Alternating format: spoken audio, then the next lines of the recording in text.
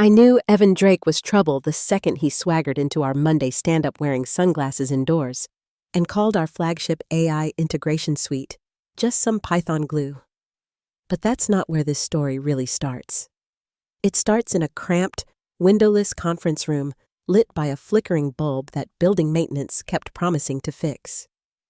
12 over-caffeinated engineers and I somehow built $180 million worth of platform magic out of borrowed code, secondhand whiteboards, and half the budget we actually needed. If you've ever duct-taped architecture together with Red Bull and prayer, you know the vibe. We were Stratify's skunkworks, the quiet special ops division they never advertised but always leaned on when deadlines snarled and investors started pacing. We weren't just co-workers. We were a tribe. Logan Pierce, who could spin up a CI pipeline from pure spite. Priya Das, who wrote regex like it was calligraphy. Even Dylan Cross, the jaded ex-Google dev who only smiled when roasting our Jira board, stayed because, as he put it, "At least here my soul isn't a line item." They weren't my subordinates so much as my battle unit, and I their tired general, earning every ounce of respect through trench warfare with middle management. We built a modular control framework that could plug into any industrial stack, learn patterns in days, and optimize performance like an invisible genius in the wiring. If Stratify Dynamics had a future, it was living quietly inside our GitHub repo. 4 years earlier, I'd stumbled into leadership by accident. The original PM ghosted before a product demo. I filled in. Then the dev lead burned out mid-sprint. I picked it up. By the third crisis, upper management just shrugged and said, "Well, Maya's already doing the job." So there I was. Maya Kerr, unofficial captain of an unofficial team, title so long it didn't fit on business cards. Didn't matter. I wasn't chasing rank. I was chasing impact. Our lab wasn't pretty. Cables everywhere. A thermostat stuck on January in Siberia. A coffee maker that rattled like it had PTSD. But it was ours. We had autonomy. Nobody micromanaged us, partly because we delivered, partly because no one upstairs understood our code enough to meddle. The real turbulence always came from above, from the C-suite carousel, where new execs swapped seats every quarter like musical chairs played with stock options. We ignored them, or tried to, until the day the new vision memo dropped. That single email was the first domino. Suddenly, HR started observing our team meetings. Budgets got rerouted to strategic initiatives that mostly involved consultants in shinier shoes than deliverables. And rumors began to drift down from upstairs that our product was nearing maturity and ready for operational integration. Translation: we've done the hard work, and someone upstairs wants to slap their name on it before launch. Still, I kept the faith. I believed that delivering results would protect us, that being indispensable meant something. I thought meritocracy could still survive in a company with a break room poster that said, "Innovate, iterate, dominate." Spoiler, it couldn't. But I didn't know that yet. Not fully. At that point, I was still walking in with my badge and my bulletproof optimism, planning our next sprint like it actually mattered. I was drawing diagrams for our neural net expansion, building training docs for junior devs, even bringing donuts on Fridays. As if good intentions could armor a battlefield. If you build something valuable enough, I told myself, the system can't erase you. I was wrong. 2 weeks from launch, I stood in front of our tiny war room, marker in hand, smiling, saying, "Let's test this in staging first, just to be safe. Document everything clean for the handoff." Outside that door, Evan Drake was already waiting, aviators on, clipboard in hand, plotting his strategic evolution. He arrived on a Thursday, like a bad software update you didn't authorize.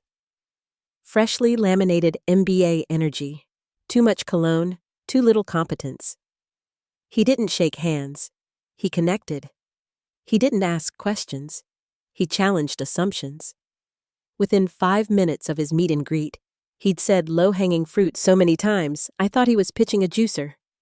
He strutted through our lab like he'd inherited a toy he didn't understand, but fully intended to break. I should have walked out then. But I didn't. Because I'd seen men like him before. Swagger without substance. Flash without follow-through. The kind of executive who calls himself a thought partner, yet couldn't debug a coffee machine. And that's how my war with Evan began. I tried to give Evan a chance. I really did. I sat with him, walked him through the modular build, explained the integrations, the load balancers, the licensing terms, at least the public parts. His eyes glazed over halfway through the third slide. He waved a hand and said, "I'm a big picture guy, Maya. I let my people handle the weeds." Spoiler, I was the people, and those weeds were thousands of hours of architecture, code, and sleepless nights, keeping this company's spine from collapsing. By week 2, Evan was using words like synergy and streamlining as if they meant anything. He said he wanted to unlock full engineer potential by removing bottlenecks, which was corporate for. My leadership was in his way. Then he floated bringing in his college buddy, a guy named Travis Cole, to operationalize delivery. Travis had zero dev background, but had managed a frozen yogurt chain that once went viral on TikTok, so obviously qualified.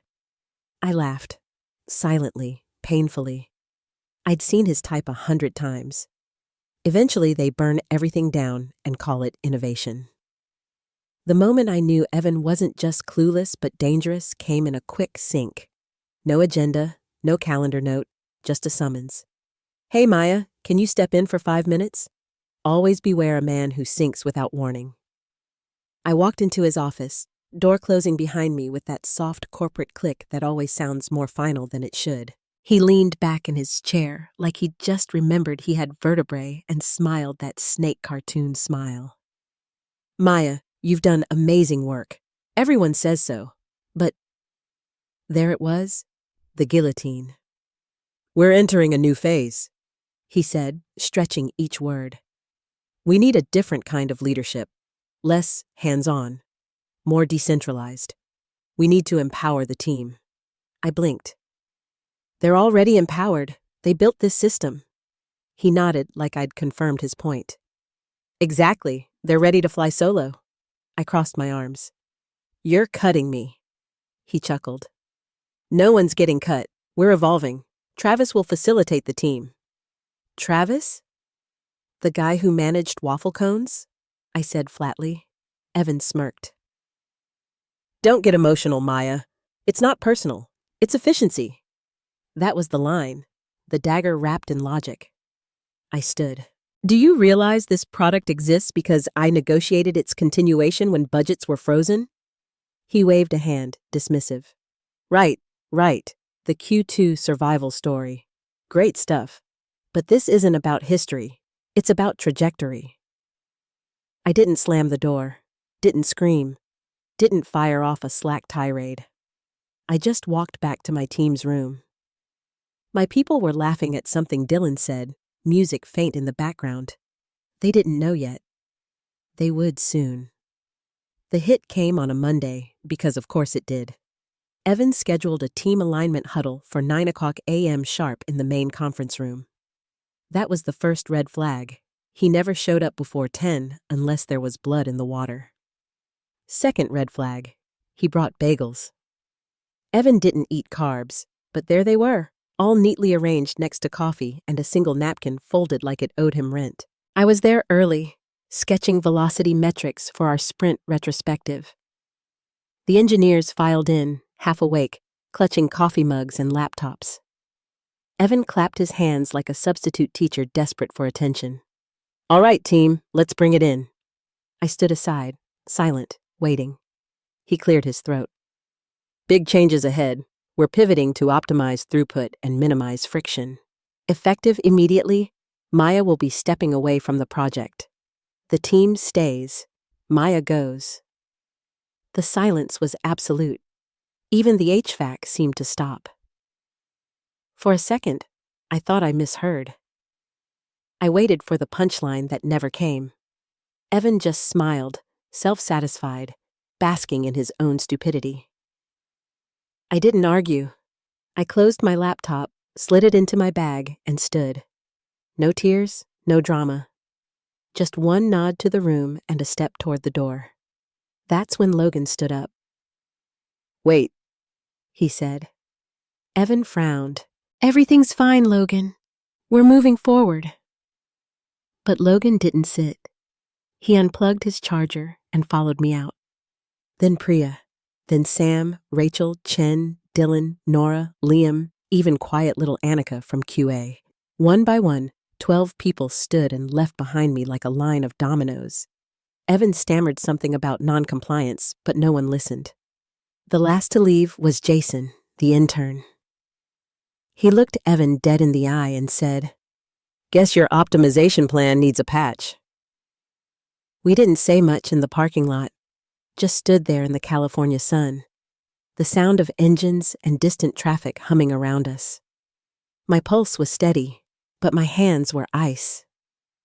I finally said, "You didn't have to do that." Logan shrugged. Yeah, we did. You built this. He just inherited it. Rachel added, "Let him find out the hard way who actually holds the keys." Dylan flicked his lighter, took a drag, and muttered, Screw that guy. They didn't know what I had planned. Not yet. 6 months earlier, I'd already seen the storm coming. It started at 2:13 a.m. with an email from finance titled Urgent, R&D Budget Realignment, corporate code for We're gutting your department to chase something shinier. I was sitting cross-legged on my couch, laptop balanced on my knees, cold tea forgotten beside me. I opened the PDF, read it once, then twice more. A 42% cut to our dev budget, effective next quarter. Non-essential modular experiments were to be paused indefinitely. Non-essential. Our entire architecture was modular. They didn't get it. They never did. I stared at the numbers until they blurred, then grabbed my phone and texted Logan. Maya. They're freezing R&D retroactive to Q2. Logan. Cool. Should I cancel the server spin-up or just burn the building down? Maya. Neither. You still have that Delaware LLC you never used? Logan. Yeah, why? Maya. Because it's time to build a firewall, a legal one. That was the night Redline Systems was born. For the next 2 weeks, I worked like a woman possessed. Not just coding, documenting everything. Meeting notes, email threads, commit logs, Slack chats, design docs. Every architectural decision was backed up twice. One internal copy, one encrypted private repository. Then I called legal. Stratify's in-house counsel wasn't exciting, but they were smart and exhausted. I framed it as liability protection. If I take development off the books under a separate contractor LLC with clear licensing, the company is safer. Less exposure, cleaner IP. They nodded, asked questions, then approved it, so long as the license was modular, revocable, and clearly marked as contractor work until reintegration. Perfect. I named it Redline Modular Systems because every architect knows red lines mean boundaries. From then on, every new module, every patch, every neural subroutine went through Redline. On paper, it looked like cost efficiency. In practice, it was autonomy wrapped in legal armor. Evan never noticed. Months later, when he swaggered in, skipping every onboarding doc I'd prepared, scoffing at the 38-page implementation guide I wrote in case I get hit by a bus, I just handed him the elevator pitch. He didn't ask what the clauses meant. He didn't ask what happened if oversight was removed. He just said, "Got it," like a man signing a mortgage without reading page 2. The hidden gem sat quietly in Appendix C, Clause 7.2.1a. It stated that any use of Redline modules beyond the staging environment required my administrative oversight. If oversight was removed, the license automatically revoked. I wrote that line on a Saturday while simmering lentil soup and rage in equal measure. The team didn't know, not at first. I didn't need them to. Their contracts were technically tied to Redline as external contributors. I paid them properly, documented their hours, even handled taxes. To them, it was just how we survived the lean months. But legally, they weren't Stratify employees. They were independent contractors under a third-party license. So when we walked out that Monday morning, we didn't break protocol. We didn't quit. We simply ended a client engagement. And Evan, clueless and smug, had no idea that when he fired me, he'd already revoked his own access to the very system keeping Stratify alive. The irony was delicious, the setup perfect, and I didn't need revenge meetings or angry emails to finish it. I just needed patience. Across town that evening, I sat on my porch with a mug of tea, the sky turning gold over the Santa Clara hills, and whispered to myself, "You pulled the wrong wire, Evan. Let's see what goes dark first." It began with a flicker. Stratify Dynamics' internal testbed for the predictive optimization engine went offline at 11:06 a.m. on a Wednesday. Just a heartbeat. The dashboard refreshed, and instead of uptime graphs and data flow charts, a single polite message appeared. License authorization expired. Contact Redline Systems to renew access. At first, no one noticed. Evan was pacing in front of the glass wall of Conference Room B, rehearsing buzzwords for his investor check-in. Scalable, machine intelligence, cross-functional alignment. The man loved to hear himself disrupt. Somewhere across the building, a QA analyst pinged IT. Then a product manager filed a ticket. By 11:15, 5 emails hit ops with the subject line, "Urgent. Staging broken." By 11:30, Ellen Ford, Director of Operations, was standing in Evan's doorway holding a tablet like a live grenade. "Do you know anything about a license termination notice?" she asked flatly. Evan barely looked up. Probably just DevSec forgetting to update the certs.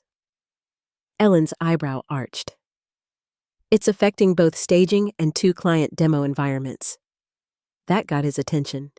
Demo environments meant sales. Sales meant revenue. Revenue meant stock options. Evan's smirk faltered. "Let's not overreact," he said, typing furiously. "It's just a hiccup." Sure, like the Hindenburg had a hiccup. By noon, 3 enterprise clients had contacted their account managers, all asking the same question in various shades of panic. "Why is our test integration offline? Is there a breach?" Evan deflected, called DevOps, barked orders, then joined a 1:00 p.m. crisis huddle with Ops, Finance, and Legal.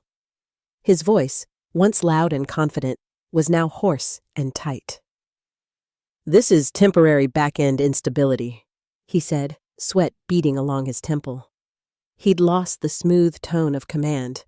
Now he sounded like a man trying to convince himself the ship wasn't sinking. That's when Ellen, calm as an executioner, said, "I want to see the license structure." He hesitated. "We have full rights. It's our system." "No," she replied, scrolling. "It's Redline's system. We're using it under a modular deployment agreement." He froze. "We own the IP." Ellen's expression didn't change. "Do you have the contract?" He opened his mouth, then shut it. Somewhere in the back of his mind, a single horrifying memory surfaced. The appendix he'd skimmed 6 months ago. The clause he never read because it was legal stuff. Within the hour, Legal confirmed it. Clause 7.2.1a. All Redline modules require continuous administrative oversight by the designated license administrator. Removal of that administrator automatically revokes access. Administrator. Maya Kerr. Terminated last Monday. Result? License revoked. The conference room fell silent. The kind of silence that hums. Someone coughed. Someone else quietly disconnected from Zoom. Ellen set her tablet down. "You fired the administrator, Evan," she said evenly. "Now you have 3 clients offline and breach of contract risk in 48 hours. Evan's jaw clenched. "We'll fix it. We'll just bring the team back." "You can't," Ellen shot back. "They weren't employees. They were Redline contractors. They're under Maya's LLC. You walk them out. Meanwhile, across town, I was folding laundry. Literally. Jazz playing low, sunlight on the counter, my phone vibrating every few minutes with new messages from the old team. Dylan, they're melting down.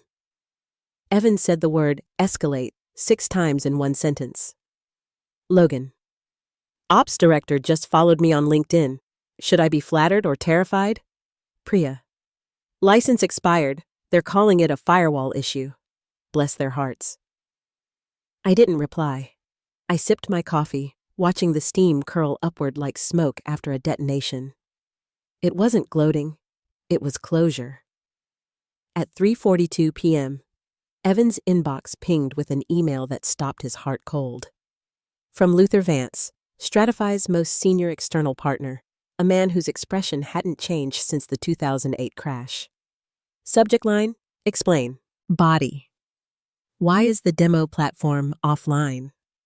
That single sentence carried 8 figures of investor capital behind it. Executives from 3 continents were supposed to log in that afternoon for a live simulation. Instead, they saw the same message every QA tester had seen hours earlier. License authorization expired. Contact Redline Systems to renew. Evan's hands shook as he typed. Minor outage, he lied. Temporary maintenance. He didn't know I was already watching the requests roll in on Redline's dashboard. Each one logged, time-stamped, and ignored. I wasn't being cruel. I was being precise. By Thursday morning, Stratify Dynamics was a bonfire in slow motion. Slack channels filled with panicked threads. DevOps couldn't access the control panel. QA was blind. Sales was dodging client calls like incoming missiles. The phrase temporary instability had officially mutated into critical outage. At 9:12 a.m., Evan burst into legal, eyes bloodshot, shirt untucked, waving his laptop like a man brandishing a holy relic. We can just override the clause, he insisted. Clone the modules, recompile under a new namespace. Easy fix. Marissa, head of corporate counsel, didn't even look up from her binder. If you attempt to clone Redline's proprietary modules, you won't just breach contract. You'll trigger criminal IP violations. Her voice was cold and surgical. You don't have a licensing problem, Mr. Drake. You have a landmine, and you're standing on it. The room went dead quiet. Even the hum of the fluorescent lights felt accusatory. Evan's jaw flexed, his desperation cracking through the last layer of corporate polish. She can't do this. It's our system. Marissa turned a page slowly. Redline Modular Systems, LLC, incorporated under Delaware statute. Licensing agreement approved and signed by both parties. Administrator, M. Kerr. Clause 7.2.1a. Upon involuntary termination or removal of the administrator, all access to active modules is suspended until formal review and reinstatement. She closed the binder. That's what you signed, Mr. Drake. He deflated into his chair, muttering buzzwords like prayers. Continuity, alignment, implied consent. None of it mattered. The architecture was mine. The lock was mine. The keys were mine. Across town, I was sitting at my kitchen table, quietly reviewing a proposal from a logistics client who'd reached out after seeing one of Redline's early white papers. They wanted modular control systems, mine, not Stratify's. They were ready to pay full licensing rates. I hadn't even replied yet. There was no rush. I wanted Evan to feel every second of silence echoing through his shiny corner office. By Friday, the fallout had gone nuclear. 3 enterprise clients formally notified Stratify of material delivery failure. The Atlas Core deal, worth $19 million and Evan's favorite brag during board meetings, was frozen. Their email was merciless. Until the system functions as demonstrated, all payments are suspended. Shareholders started whispering. The board called an emergency session. 2 directors skipped a fundraiser to attend. One dialed in from Frankfurt at 2 a.m. They didn't want status updates. They wanted blood. Who authorized the firing? Who ignored contract oversight? Who terminated the administrator without review? Only one name came up: Evan Drake. I wasn't there, of course. I didn't need to be. My name was never spoken aloud, only referenced in footnotes and blinking notifications from the Redline dashboard that read, "Access revoked, awaiting administrator reinstatement." Meanwhile, Evan was unraveling. His voice had lost its confidence. His emails sounded like hostage notes. "We are working closely with partners to resolve an unforeseen licensing discrepancy. No one bought it." Ellen from Ops stopped replying altogether. Legal refused to sugarcoat anything. And the board, oh, they'd started seeing external counsel. That's when he panicked. Friday afternoon, I received a notification from Redline's admin console. License access request initiated. Stratify Dynamics Inc. I let it sit for a full hour before forwarding it to my lawyer with a 2-word note. "They're ready." Evan tried everything. Called, texted, even sent a personal outreach email with the subject line, "Let's talk, Maya." I didn't reply. The man who once dismissed my work as just Python glue was now begging to rent access to code he didn't understand. Poetic symmetry. By 4:00 p.m., a message popped up from Dylan. "Legal's in the war room. They're reading the clause out loud." Logan added, "Board's furious. Someone's screaming about fiduciary negligence." Priya simply wrote, "Popcorn?" I smiled, closed my laptop, and looked out at the sunset bleeding through my blinds. Revenge wasn't loud. It wasn't dramatic. It was paperwork, perfectly filed. And tomorrow, they'd come knocking properly, with lawyers, with apologies, with offers dressed as negotiations. I was ready. The email came late Sunday night. Subject line, conversation, Redline access pathways. No apology, no context. Just a meeting link and a note. Full board present. I stared at it for a moment, then forwarded it to my attorney, Alina Price, with a message that simply read, "Bring the clause binder." She replied with a thumbs-up emoji and a PDF titled The Maya Clause, Final Draft. Monday morning, we arrived 12 minutes early. Alina wore her courtroom black. I wore quiet confidence. The boardroom looked like a crime scene for broken egos. Half the directors were there in person, half dialed in from around the world. Evan was already seated, slouched and hollow-eyed, his tie crooked, his voice gone. He didn't even look up when I walked in. Just blinked like he was seeing a ghost that might invoice him. The chairman cleared his throat. "Ms. Kerr," he said, voice smooth but tight. "We'd like to find a path forward that benefits all parties." Translation: "We're bleeding out and don't know how to stop it." I opened my folder. Alina clicked her pen, and I laid out my terms without hesitation. 1. Immediate reinstatement as license administrator, non-revocable for the duration of the current platform lifecycle. 2. Full administrative oversight over any system using Redline modules. 3. Compensation package adjusted to reflect market disruption impact. Triple my previous base salary, backdated to the termination date. 4. Public correction of my departure to clarify it was contractual, not performance-based. 5. I paused, eyes locking on Evan. Mr. Drake is not to appear in any meeting, thread, or decision affecting technical operations ever again. I closed the folder. The silence that followed was surgical. Evan opened his mouth to protest, but the chairman raised one manicured hand. "You're excused." He blinked. What? "You're done, Evan." Security didn't storm in. There were no theatrics, just that soft, final click of inevitability as he stood, pale and trembling, and walked out. The sound of the door closing behind him was cleaner than applause. I turned back to the board. "Redline systems can be restored within 48 hours of reactivation," I said calmly. "We'll need to re-verify endpoint integrity and rebuild the staging environments, but the clients will be back online by end of week." The chairman exhaled. Done. They took a formal vote. All in favor. Unanimous. Ellen slid a new badge across the table toward me. No HR paperwork, no onboarding slack, just a single title printed beneath my name. Platform custodian. By design, not permission. Later that afternoon, I logged back into Stratify's old developer thread for the first time since that Monday walkout.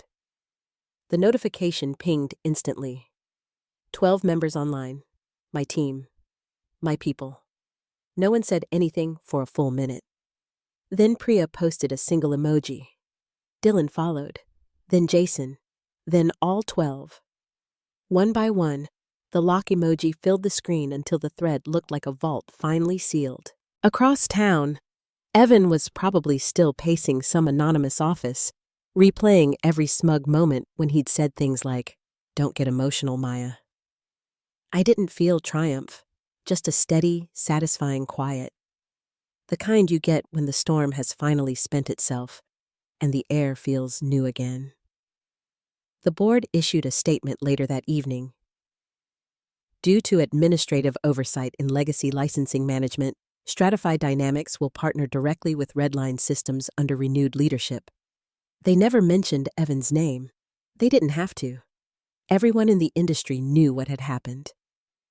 That night, as the office lights flickered back on line by line, the Redline dashboard filled with activity, green check marks rolling in like waves, modules humming back to life. The system didn't just reboot. It remembered who built it. I leaned back, watching the console glow, tea cooling beside me, the hum of servers in the background like a heartbeat sinking back to calm. I'd never raised my voice. I'd never posted a rant. I'd just written one perfect clause. By Tuesday morning, Stratify Dynamics was alive again. The lights in the data center pulsed green, dashboards lit up like sunrise, and client emails shifted from panic to relief. System stable, integration confirmed. 3 words that meant millions. I didn't celebrate. I just watched the logs roll by, each line of recovered data whispering the same quiet truth. Control restored. The board moved fast to rewrite the story. The internal memo read, Redline Systems and Stratify Dynamics have entered a renewed strategic alignment under unified technical leadership. Not a single mention of the implosion that came before, or the man who caused it. Evan's name had vanished from every record by noon. Even the internal Slack history started purging his old messages. Digital exorcism, clean and final. By the end of the week, I was back in my old workspace. Well, technically a new one. The war room had been remodeled. Fresh paint, ergonomic chairs, a new espresso machine that didn't sound like it was dying. On the whiteboard, someone had drawn our old team motto, document everything, trust no one without a commit log. It made me laugh. When I logged into the main console, a new system alert flashed. Administrator verified, M. Kerr, non-revocable. A tiny, perfect sentence that made every sleepless night worth it. Ellen stopped by my desk that afternoon. She was composed as ever, though this time her tone carried something rare, respect. You built a structure so tight that it strangled the wrong hands, she said quietly. Remind me never to underestimate you. I smiled. Just read the fine print next time. She nodded and left. That was all we needed to say. At 6:00 p.m., I opened our team channel. Everyone was there. Logan, Priya, Dylan, Chen, Rachel, Nora, even Jason, the intern now promoted to full-time engineer. The chat scrolled slow, deliberate. Maya, welcome back, team. Priya, feels good to be home. Dylan, define home.